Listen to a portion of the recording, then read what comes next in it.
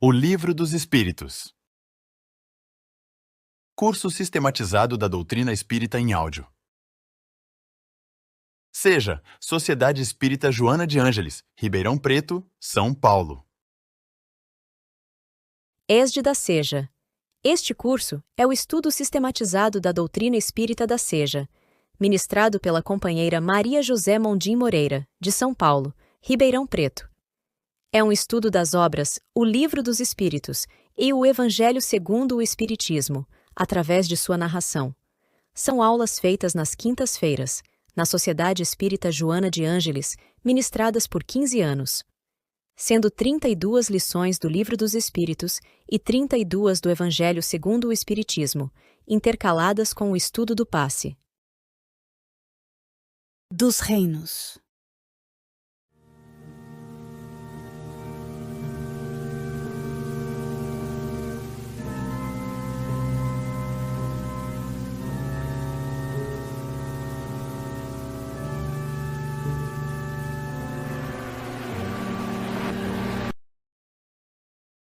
Boa noite a todos.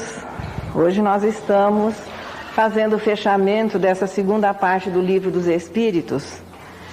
São 28 ou 29 questões, Nerci? 29, vamos entrar num acordo. 29 questões acerca de um assunto assim muito interessante, que nós temos a certeza é pouco abordado nas filosofias religiosas, mas que encontrou na doutrina espírita, no momento em que foram priorizados os assuntos, no momento em que foi feita uma seleção muito austera com relação às perguntas, porque nós temos 1019 perguntas e 1019 respostas, sintetizando tudo aquilo que é importante o homem saber acerca do princípio das coisas, da evolução, acerca de Deus, da imortalidade, da reencarnação, da pluralidade dos mundos habitados, da lei de causa e efeito. Portanto, foi feita uma seleção muito austera para que o Livro dos Espíritos fosse a síntese, mas não uma síntese que se tornasse incompreensível exatamente pela necessidade de se apertar, de se diminuir. E os seres mais simples da natureza não foram esquecidos. E nós temos, não só no capítulo que trata da criação, no capítulo que trata do princípio vital, mas um capítulo todo dedicado a nos informar do que acontece com os animais após a morte do corpo físico. É isso de que trata a segunda parte do Livro dos Espíritos, ou seja, da vida espírita. E se existe vida errante, se existe vida no espaço interreencarnatório para os animais. Nós vamos recordando que lá no capítulo que trata do princípio vital, que é considerado à luz da doutrina espírita um elemento a mais na tabela periódica dos elementos simples que formam a natureza terrestre, os espíritos ali deram uma classificação geral na natureza terrestre, formada pelos seres orgânicos, que são aqueles que dispõem de órgãos, que realizam funções e que têm em si uma fonte natural de vitalidade. E os seres inorgânicos, que são formados apenas pela agregação da matéria. Os espíritos, contudo, respeitaram e acataram a divisão que nós temos dos reinos, o reino mineral, o reino vegetal e o reino animal, considerando que o reino mineral é o domínio da matéria inerte, sendo todos os seus representantes formados pela agregação da matéria. No reino vegetal, os seres também são formados pela agregação da matéria inerte, contudo, dispõem de vitalidade, que é o que os vai diferenciando dos anteriores, embora formados os seus corpos pelos mesmos elementos. E o reino animal, onde os seres também são formados pela matéria inerte, dispõem de vitalidade e são dotados de uma perceptível inteligência. E aqui uma diferenciação, uma inteligência instintiva, que faz com que cada um possa cuidar-se, possa reproduzir-se, possa zelar pela sua proteção. E entre os componentes do reino animal, porque também nós somos mamíferos, não é assim que diz a propaganda, a espécie humana, que é formada de matéria inerte, dotada de vitalidade, dispondo de uma inteligência especial, já num processo de evolução tal, que nos confere consciência do futuro, nos permite a percepção além da matéria, e o que realmente nos diferencia dos seres mais simples é o conhecimento de Deus, a consciência da existência de Deus, sendo essa ideia inata em todos os homens e se manifesta desde as expressões mais primitivas da espécie humana. Veja que todas as sensações resultantes das impressões nos seres mais simples da natureza e que vão causar as reações são sempre determinadas pelo instinto de conservação, que é definido como uma inteligência rudimentar e que protege o ser enquanto ele não dispõe de condições melhores, enquanto ele não possa tomar decisão. Todos os reflexos, veja, resultantes dos instintos, eles expressam exatamente as leis divinas e ali se torna clara a maneira como cada um se conduz dentro da sua própria natureza, os limites estabelecidos, cada ser sabe exatamente o que é saudável para si e sabe exatamente onde buscar. Todos eles têm a sua permanência na vida material garantida, exatamente no processamento desses atos instintivos. É quando Kardec faz a pergunta, mas as plantas teriam consciência da sua existência? Não. Ainda nessa fase, os seres não dispõem consciência da sua individualidade ou sequer da sua existência.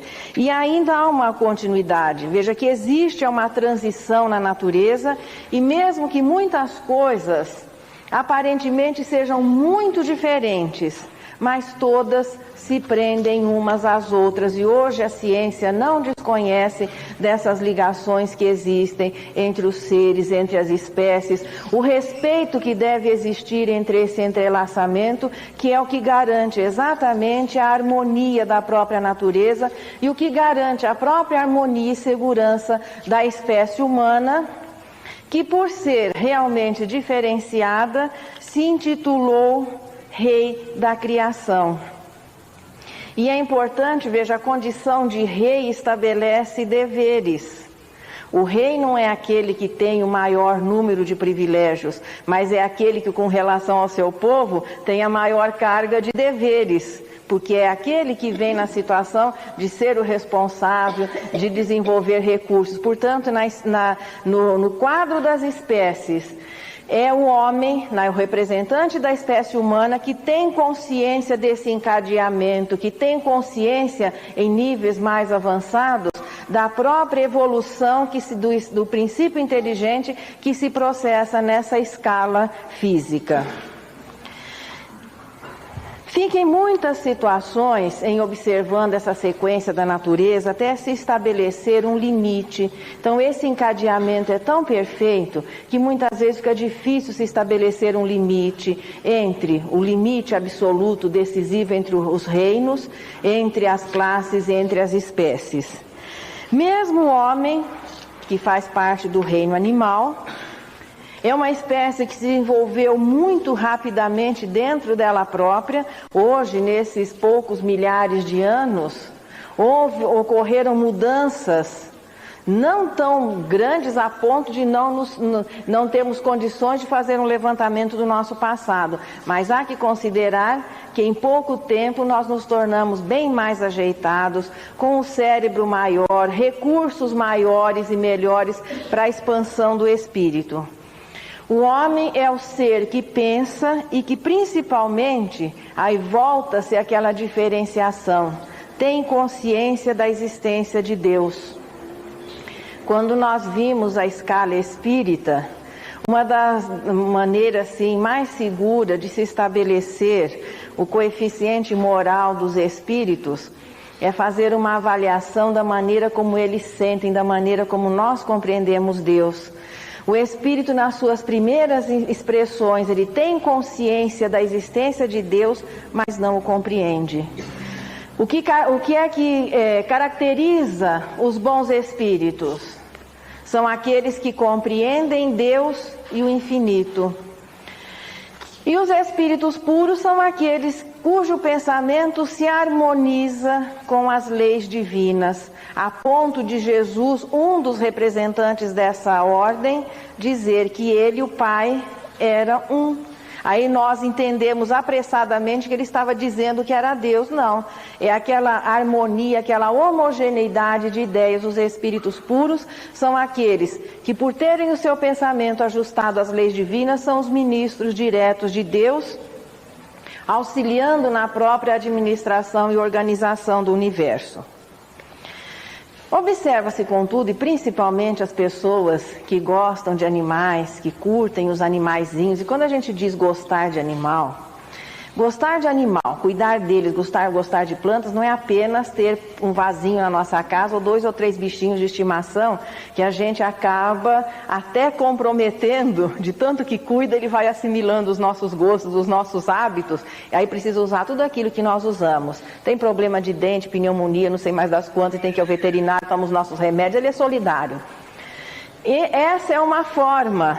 Veja, a domesticação é uma forma da convivência de algumas espécies com a espécie humana. Mas realmente respeitar e gostar da natureza é estabelecer uma convivência saudável. Perturbar o menos que nos seja possível com relação à destruição, o ambiente natural dessas espécies, para que tanto nós como eles possam continuar vivendo de uma maneira saudável. Nós temos direito de destruir e temos exatamente que, para sobreviver, nós ainda vivemos a realidade da destruição. Mas Deus nos concede o direito para a sobrevivência e para a proteção. Não sendo justo diante das leis divinas, toda e qualquer forma de destruição desnecessária e, portanto, abusiva. Mas existem aqueles que observam animais no comportamento deles, nas atitudes, certas coisas assim que parecem transcender ao instinto. Em alguns momentos, os animais parecem que até estabelecer uma ligação e tomar uma atitude que na nossa realidade seria fruto de um raciocínio.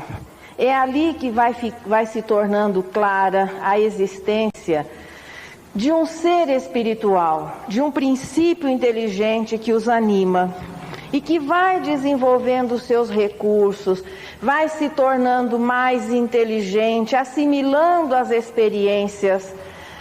Quando se diz aprender e desenvolver a inteligência nesse nível, não é o sentido que nós damos ao aprendizado de decorar alguma coisa ou armazenar informações. Nos reinos mais simples da natureza, esse armazenar informações é a assimilação das funções. O princípio inteligente, convivendo com a matéria, vai assimilando tudo aquilo que a matéria, as leis que regem o mecanismo, a relação da matéria, depois as funções, ele vai assimilando tudo isso, desenvolvendo o que? A sua capacidade mental. Quanto mais ele vai tendo condições de animar corpos mais complexos, isso significa que ele está desenvolvendo a sua capacidade mental, exercitando de início a sua vontade, para que um dia possa ter direito a usar essa vontade, o que caracteriza o livre-arbítrio.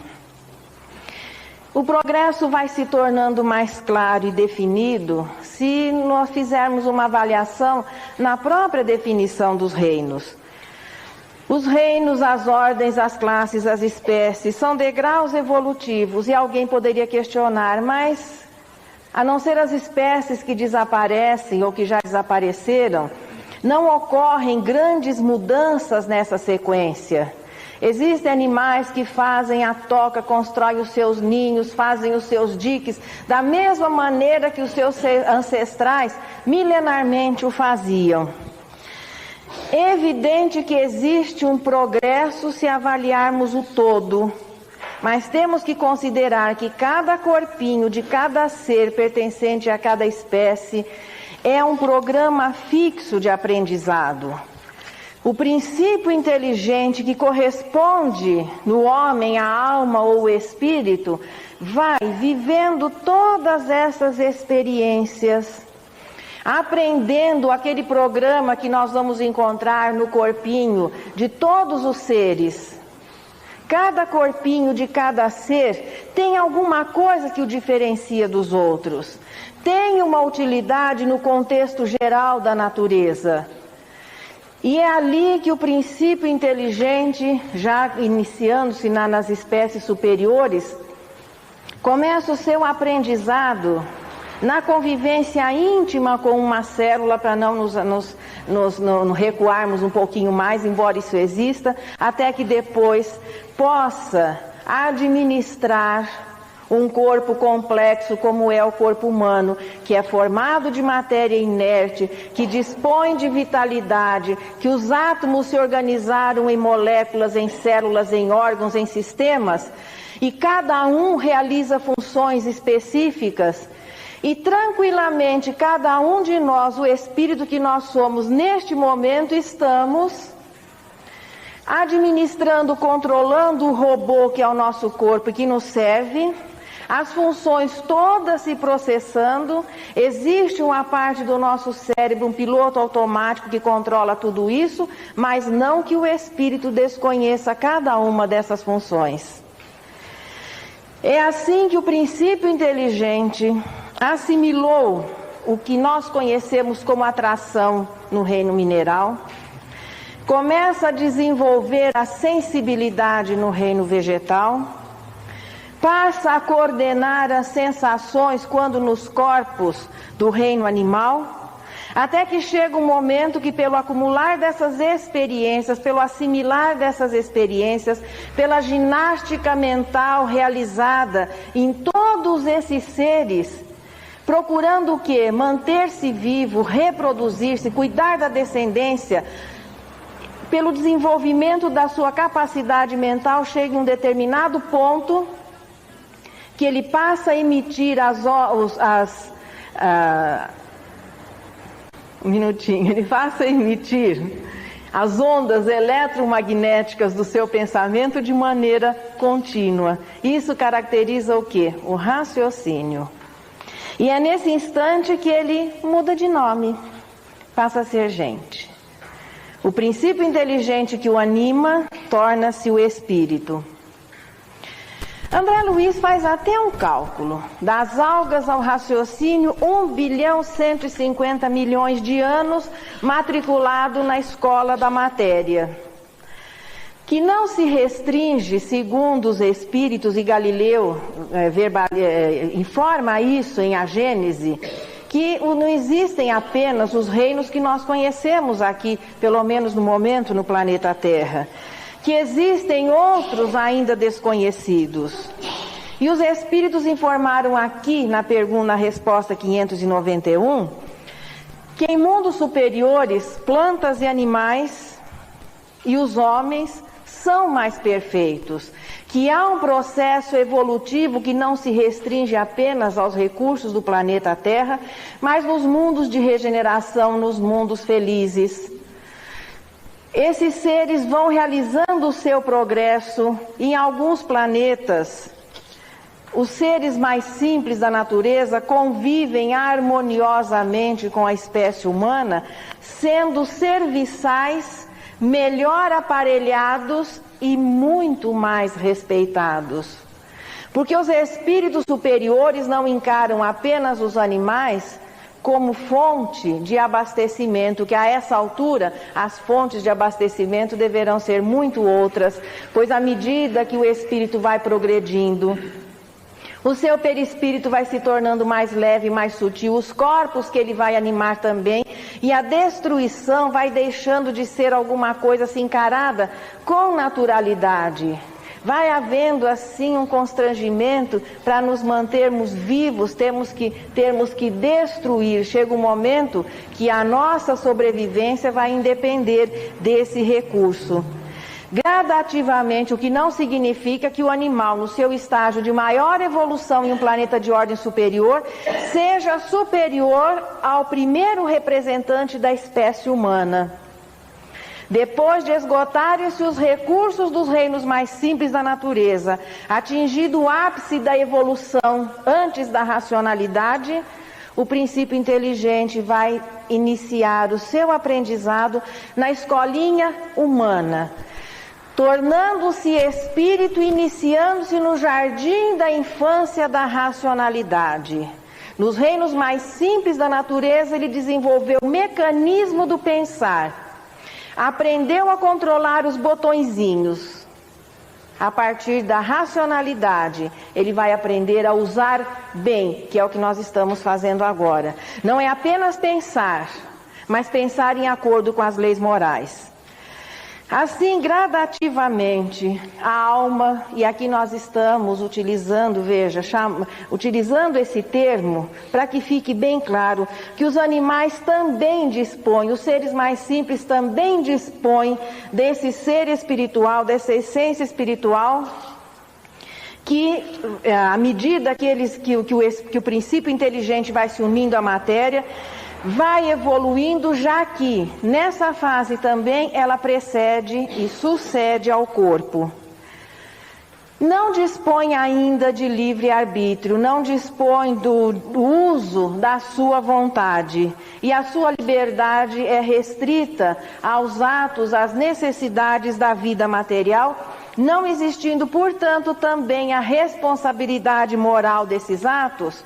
E nem precisaria, porque não existem os excessos, não existem os abusos, não existe animal que distorça as suas necessidades, exagere nessas necessidades e caia nos vícios, nas paixões. Todas as suas necessidades, quando ele vai caçar ou ele vai se servir dos vegetais, é no limite da sua necessidade, sempre condizente com a sua natureza. Se ele, para poder sobreviver, ele vai destruir, não existe outra intenção a não ser aquela no momento em que ele está com fome. Não é essa maneira como a destruição passa a ser vivida a partir da racionalidade. É exatamente por isso que a partir da racionalidade, o ser vai se tornando cada vez mais responsável pelos seus atos.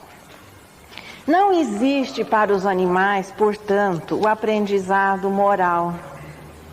Às vezes nós dizemos assim, nossa, mas o meu cachorro é tão evoluído. Assim, ele participa do culto, ele participa de tudo que a família participa, parece até que está entendendo. Só que tem um detalhezinho, eles ainda não conseguem interpretar o nosso pensamento. Até que, evidentemente, ele vai se sentir bem no momento em que a família, o nosso cachorro, o nosso gato, o periquito, o papagaio, o canário, sei lá o que, todo mundo tem o seu zoológico particular, lá em casa tem quase virando público. Mas no momento em que a família está bem, em que as pessoas se uniram para uma prece, é claro que o bichinho vai se sentir melhor. Ele também é sensível aos bons fluidos. Nós podemos até orar pelo nosso animal, dar passe nele se estiver doente, sem que, veja, e é benéfica essa aplicação, Só que tem um detalhe, ele não vai chegar lá fora, encontrar o cachorrinho da rua e falar, olha, sabe o que eu ouvi no Evangelho hoje? Ele não consegue interpretar e transmitir. Não existe, portanto, ainda nessa fase, o aprendizado moral, mas é claro, cristalino, que existe uma alma, podemos assim chamá-la, que precede e sucede ao corpo. Após a morte, o pessoal que gosta de bicho, gosta muito desses assuntos, porque a maioria de nós tem aquela esperança que chegando assim nós vamos nos reencontrar com os nossos bichinhos. Sinto muito por vocês e por mim também. Após a morte, o animal conserva sua individualidade, mas não a consciência do seu eu. Aquilo que nós dizemos assim, eu. E esse sentimento, não importa a identidade que nós tenhamos a cada reencarnação, é aquela certeza da nossa existência, da nossa individualidade. Isso não existe. A inteligência de que dispõe, veja que está ocorrendo um progresso. É claro, é natural que se entenda que um mamífero é superior a um peixe, que esse é superior a um unicelular. Então, há um processo de desenvolvimento, apenas que essa inteligência fica em estado latente. Ela é exatamente ativada quando unida à matéria, porque é o seu aprendizado daquele momento. Bicho não participa do planejamento reencarnatório. Aquela ideia do lobo vendo como é que ia ser a futura existência, em que ele ia salvar a vovozinha, qualquer coisa assim, de vez em quando o pessoal fantasia. Pode se fantasiar, mas sem comprometer os princípios. Não existe planejamento reencarnatório ainda para o animal, ele não participa do seu planejamento, melhor dizendo. Ele não escolhe, não, eu fui cachorro, agora eu quero ser vaca, na outra eu quero ser cavalo, não existe isso. Existem os espíritos encarregados de cuidar dos reinos mais simples da natureza. Nós vimos no estudo anterior que existem os espíritos que trabalham diretamente com a natureza, desde os mais simples àqueles supervisionados por aqueles que têm um conhecimento pleno de todo o encadeamento que existe na própria natureza. Desencarnado o animal, as suas alminhas são classificadas por espíritos encarregados desse trabalho. Permanecendo no mundo espiritual, veja, a reencarnação é quase que imediata e não entrando em relação com outras criaturas.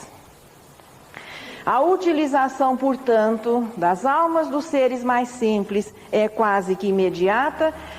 E esse trabalho é realizado pelos espíritos que participam diretamente dos assuntos ligados à natureza. A alma dos seres mais simples, as almas dos animais, é formada pelo mesmo elemento inteligente que constitui a natureza, ou seja, o espírito. Podemos dizer que é apenas uma sequência. Os espíritos são criados simples e ignorantes, melhor dizendo, individualizados do elemento espiritual. Nós temos que voltar um pouquinho nas lições. Existem dois elementos constituintes no universo: a matéria e o espírito. O corpo é a individualização da matéria. O espírito é a individualização do princípio inteligente do elemento espiritual, que vai iniciar o seu processo de evolução, vivendo todas as experiências que a matéria pode lhe oferecer, partindo das coisas simples até chegar à complexidade de poder administrar um corpo que vai lhe servir de robô na espécie humana. A alma humana, o ser pensante que somos nós, o espírito que somos nós, é o resultado do esforço, é o resultado da aplicação, é o resultado do trabalho do princípio inteligente em todas as experiências vividas nesses reinos mais simples. A partir da humanização, é quando este ser passa a emitir o seu pensamento de maneira contínua. As ondas eletromagnéticas que caracterizam o pensamento de maneira contínua, passa a ter consciência da sua individualidade, vai realizar o aprendizado moral. A ideia de Deus se torna natural e tem uma noção de passado e de futuro. É assim, veja bem, que vivendo essas experiências, que o princípio inteligente chega um momento em que ele pode ser responsável pelos seus atos, e na responsabilidade pelos seus atos vem a responsabilidade também de compreender todo esse mecanismo. É o homem que tem condições de compreender tudo isso e que teria condições. Da mesma maneira que os espíritos encarregados desses trabalhos cuidam desses seres que vivem as experiências que nós já vivemos. Eu tenho um amigo que dizia assim: pois é, Zezé, você nunca vai me convencer que eu fui um cachorro. Em primeiro lugar, que eu não tenho a pretensão de convencer ninguém. Nós estamos apenas apresentando a visão espírita acerca do assunto e, particularmente, é a única que eu considero lógica para explicar tudo isso que nos rodeia. Mas eu costumava responder para ele o seguinte: não, veja, o espírito que hoje é você não foi um cachorro. Não ficam os registros na memória sequer das primeiras expressões da espécie humana. O espírito não tem por que guardar na sua memória as suas experiências na fase de Australopiteco, ou um pouquinho antes. Hoje não seria necessário uma bagagem inútil. Portanto, o espírito que somos nós hoje não foi cachorro. Mas o princípio inteligente, eu continuava, que foi você, não foi só cachorro. Quer que a gente recua um pouquinho mais? Não só cachorro, como peixe, como até chegando nas expressões dos unicelulares. E embora não existam ainda informações mais detalhadas acerca do assunto, podemos recuar um pouquinho mais.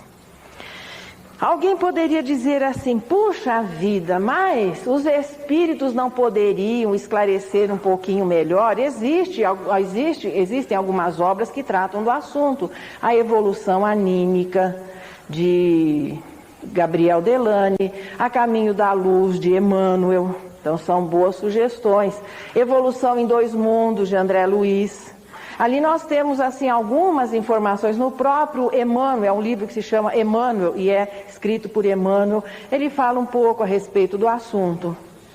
Mas isso não é importante no momento para o nosso desenvolvimento moral. Não é por desconhecer as ligações ou as passagens todas do princípio inteligente nesses reinos que nós ainda não nos tornamos melhores. Se não conseguimos no momento entender e viver a fraternidade, olhando para alguém que é cabeça, tronco e membros, que tem olhos, nariz, boca, que é igualzinho a gente, nós ainda tem hora que não nos sentimos irmãos daqueles que são semelhantes, poderíamos dizer quase que iguais.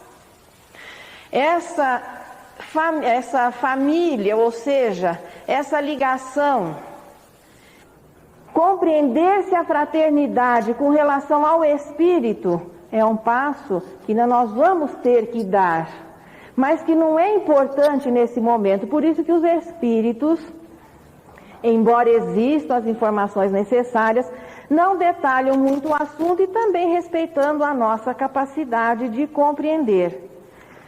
Quantas pessoas, mesmo espíritas, não conseguem aceitar que nós somos o resultado de todas essas experiências, que isso não se constitui em prejuízo nenhum. Pelo fato de um dia termos sido um feto, pelo fato de um dia o nosso corpo ter começado de 2 célulazinhas, não tira o brilho que nós temos agora com relação ao aspecto físico. Pelo fato de termos sido um princípio inteligente que conviveu intimamente com em todas as espécies humanas, com a matéria, de uma maneira muito íntima, muito profunda, assimilando tudo. Isso também não tira o brilho do espírito puro que um dia nós vamos ser. Mas existem aqueles que têm dificuldade de compreender. E o princípio inteligente vive todas essas experiências, desenvolve a sua capacidade mental, inicia, veja, as suas experiências na espécie humana, trazendo ainda as expressões primeiras da brutalidade, da ignorância, daquilo que nós conhecemos como os primeiros exemplares da espécie humana. Pouca diferença entre os nossos parentes mais próximos do reino mais simples. Ainda a aparência primitiva, bruta, aquele andar desengonçado, o corpo recoberto de pelos, aquele ar assim de estupidez mesmo, de dificuldade, a testa meio deitadinha, o cérebro ainda menor. Eram as primeiras expressões de uma espécie que se desenvolveria muito rapidamente. Na atualidade, nós podemos fazer uma avaliação. A distância que existe entre a alma dos animais e a que nós vivemos hoje como espíritos, e aqui não se considerou o grau, mas a situação de espírito, é a mesma que existe entre o homem e a divindade. Exatamente por isso que é impossível qualquer troca nesse sentido. A alma de animal não reencarna na espécie humana diretamente, E nem a alma do homem pode retroceder e animar um corpo de animal. No momento, embora formados do mesmo elemento, que é o elemento espiritual, no momento eles são incompatíveis. Portanto, não tem apoio na doutrina espírita a teoria da metempsicose, que é uma distorção da reencarnação, que as pessoas, por não se utilizarem bem do livre-arbítrio, poderiam reencarnar e animar um corpo de um animal. É claro que aqueles que não usam bem o seu livre-arbítrio, e principalmente agora que vivemos essa fase de definição, podem reencarnar em um planeta primitivo, inferior à Terra no aspecto inteligência, mas condizente com a condição moral daquele que, vivendo agora o que nós vivemos, ainda não sabe respeitar-se e não sabe respeitar o próximo, não tendo ainda as noções mínimas de justiça, que é o primeiro sentimento a ser desenvolvido. O Espiritismo oficializa não só a evolução material, que a ciência hoje já considera, veja, a espécie humana, sendo o resultado de um longo processo desenvolvido de modificações, de uma seleção que foi classificando o que havia de melhor em cada uma dessas espécies até que se chegasse ao corpo humano. Portanto, a evolução física é considerada pela ciência. O que a doutrina espírita vem acrescentar é que, presidida pela evolução do princípio espiritual, é o princípio inteligente, o princípio material convivendo, evoluindo, progredindo. Isso nos dá uma visão assim, muito mais profunda da ecologia que nós vemos hoje sendo uma preocupação da humanidade, porque parece que está havendo uma consciência coletiva de que devemos preservar esse planeta que Deus nos ofereceu no momento. E tendo a certeza, veja que interiormente o espírito sabe das coisas, ainda que encarnado não admita. Podemos mudar de planeta num processo de evolução? Podemos. Mas não se fica trocando por gosto, não, agora quero ir para aqui, o outro XY49, não, ninguém troca de planeta dessa maneira. E é essa consciência de que nós estamos matriculados nessa escola, e que se depredarmos os seus recursos, se gastarmos exageradamente, nós seremos os mesmos que viremos viver a dificuldade. Ainda com os recursos físicos, nós não conseguimos tirar o pé do planeta Terra. Ainda não existe nenhum recurso que permita à humanidade formar uma colônia sequer no nosso satélite natural. E inconscientemente o espírito sabe que ele está matriculado aqui. E que é aqui que nós vamos continuar, pelo menos, veja, na maioria dos casos exceções existem, mas exceções não formam regra. Na maioria dos casos nós vamos continuar aqui. E que quem desmata, quem se utiliza mal, quem não respeita, tenha certeza, vai voltar para plantar, vai voltar para trabalhar, tem que reconstruir. Essa preocupação com relação à natureza, que hoje nós sentimos já como sendo uma tomada de consciência de uma boa parte da humanidade, quando na transposição para a matéria, acaba sendo porque nós temos que preservar, porque senão nós não vamos sobreviver. E inconscientemente o espírito sabe que ele não está preparando a terra para o neto e para o bisneto. Ele está preparando para ele mesmo, porque ele vai voltar. E é importante que os recursos existam nas suas próximas voltas também. Mas na transposição para a matéria fica aquela coisa que nós temos que preservar em função do nosso conforto, das nossas necessidades. À luz da doutrina espírita existe uma visão mais profunda. Nós temos que preservar, porque nós temos que respeitar o direito do próximo. E dentro dessa linha de raciocínio, próximo não são apenas os representantes da espécie humana, não, que é aquela onde encarna o espírito, sim, mas em todas as demais existe a presença do princípio inteligente, que tem tanto direito à vida quanto nós, Porque o direito à vida é dado ao espírito no momento da sua criação. E não é dado a vida ao espírito apenas a cada reencarnação na espécie humana. Quando Deus individualiza o princípio inteligente do elemento espiritual, Ele concede a cada um o direito à vida e todos os recursos que a matéria possa oferecer para que aquela individualidade possa progredir e atingir a pureza de espírito. Portanto, o direito à vida que nós temos, todos os seres têm. Desde os mais simples. E é importante lembrar um detalhe. Possivelmente seja a única filosofia, porque esse assunto não é ciência na doutrina espírita, é filosofia, que trata os elementos da escala periódica de seres. Seres inorgânicos, seres orgânicos. Eu sempre achei interessante essa colocação. Diferenciados, sim, mas seres. É exatamente por isso que, com essa visão, veja, a visão da que a doutrina espírita oferece em todos os assuntos é sempre universalista. E esse processo de evolução não se restringe apenas ao planeta Terra, porque não estão no planeta Terra todos os seres incorpóreos que povoam o universo.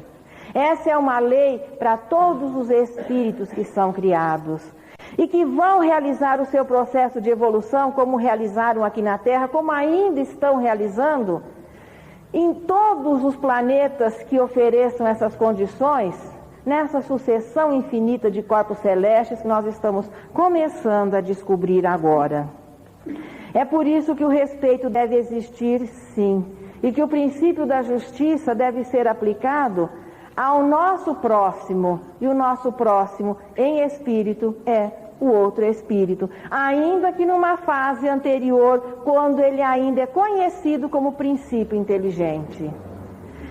É a infância, dizem os espíritos, a adolescência e a maturidade. Nós estamos na adolescência. É por isso que nós temos tantos processos, problemas existenciais. A provas e expiações corresponde exatamente à adolescência. Quando o organismo exerce uma influência muito grande, quando ainda nós não temos condições, muitas vezes, de compreender o todo, e não é aqui que vamos compreender o todo, quando os interesses imediatos são muito importantes em detrimento dos nossos verdadeiros interesses de espírito. Acreditamos que essa visão ampla desse assunto faça com que nós comecemos a compreender a esperança que significa o conhecimento espírita.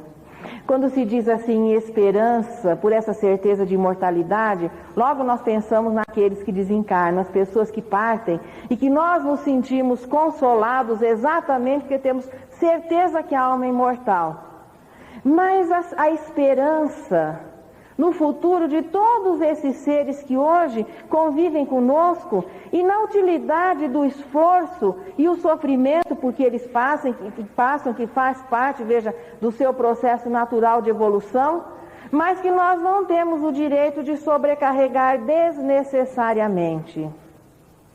Se entre o espírito, entre o princípio inteligente e o espírito, vai uma distância semelhante àquela que ainda nós temos com relação à divindade, também estes seres se eles pudessem expressar-se, o que os espíritos definem aqui, que eles nos encaram como nós encarávamos os deuses no passado. Para os seres mais simples da natureza, nós realmente somos deuses. Nós podemos o que eles não podem. Nós podemos interferir no fio da sua existência. Nós podemos protegê-los ou podemos destruí-los. Porque diante ainda da limitação que eles têm, nós temos um poder de que eles ainda não dispõem. É assim, diz a resposta 540, que não é deste capítulo, mas ela é colocada, é citada várias vezes, não como número, mas a ideia que é colocada nessa resposta, que é lá da intervenção dos espíritos, da maneira como os espíritos intervêm, como eles atuam na natureza. É assim que tudo serve, que tudo se encadeia na natureza, desde o átomo primitivo até o arcanjo, que também começou por ser átomo. Isso vai ficando para as nossas meditações. Admirável lei de harmonia que ainda não podemos compreender em seu conjunto. Esse conhecimento é alguma coisa muito nova, muito atual, acredito que para muitas pessoas até chocante. De repente nós somos, no nosso passado de espírito, estão as lições vividas nos reinos mais simples, no reino vegetal, no reino animal. Nós já passamos essa escala, é alguma coisa que para muitas pessoas pode se tornar até incompreensível e para alguns chocante. Só que esse conhecimento é um pouquinho mais antigo que o ano de 1857, quando foi organizado o Livro dos Espíritos, e os Três Reinos fez o fechamento desse capítulo, que trata do quê? Da vida espiritual. Esse conhecimento é relativamente antigo na humanidade. Segundo alguns autores, o povo ária teve o seu apogeu 4, 5, ou 7, ou 8 mil anos. Cada um coloca essa cultura em uma faixa aí dentro aos 10 mil anos antes de Jesus. Leon Denis, no livro Depois da Morte, apoiando-se nas informações de um astrônomo hindu, coloca a cultura, a civilização ária a 60 mil anos antes de Jesus. De qualquer maneira, um pouquinho mais antiga que 1857. E vem dessa civilização uma pequena frase que sintetiza tudo isso que nós dissemos aqui. A alma dorme no mineral, sente no vegetal, sonha no animal e desperta homem. Tão simples, tão profundo e sintetizando tudo aquilo que é importante saber acerca do processo da evolução do espírito, do nosso passado, para que hoje possamos valorizar muito essa existência que nós vivemos aqui e, na situação de mais conscientes, de mais inteligentes, nos esforçarmos por respeitar o direito à vida que todos estes seres têm e que no momento aqueles que estão convivendo conosco nesse pequeno planeta aqui chamado Terra. Na próxima semana, nós estaremos iniciando a terceira parte do Livro dos Espíritos. Agora vivendo as experiências, as lições das leis morais. Começou da reunião. Uma vez, o Divaldo reclamou para a Joana que ele queria que ela escrevesse alguma coisa para ele. Que ela escrevia tudo, mas que ele queria para ele. Ela lhe respondeu que tudo que ela escrevia era para ele em primeiro lugar, que ele não precisava ficar aborrecido, que tudo era para ele. Da mesma maneira, tudo que Maria Dolores colocou nesse livro é para nós. E a cada dia que nós vamos passando, veja, não só de Maria Dolores, mas de outros poetas, mas Maria Dolores tem se feito mais presente, tem sido mensagens de estímulo, de carinho, de esperança para todos nós. E hoje ela nos fala da campanha da bênção. A campanha continua. A caridade em trabalho, o pão, o teto, o agasalho. É a frase de luz a expor. Os mensageiros da bênção retornam do céu em bando, a cada um convidando para a seara do amor. Em nossos campos de ação, nos mais estranhos caminhos, ciladas, pedras e espinhos são entraves como são. Vem as tarefas do auxílio qualquer peça de consumo, serve aos que avançam sem rumo, calcando as urzes do chão. Em outras faixas de vida, eis que a treva se condensa, nos enganos da descrença que só desditas produz. Fala o verbo que alimente, o amor que jamais se cansa, planta o consolo e a esperança, espalha bondade e luz. Ouvida nódoas e chagas, se a aprovação te aguilhoa, trabalha, serve e perdoa, guarda a fé que te mantém. Se algo te fere, silêncio. Deixa o mal na sombra externa. Deus sabe como governa a força viva do bem.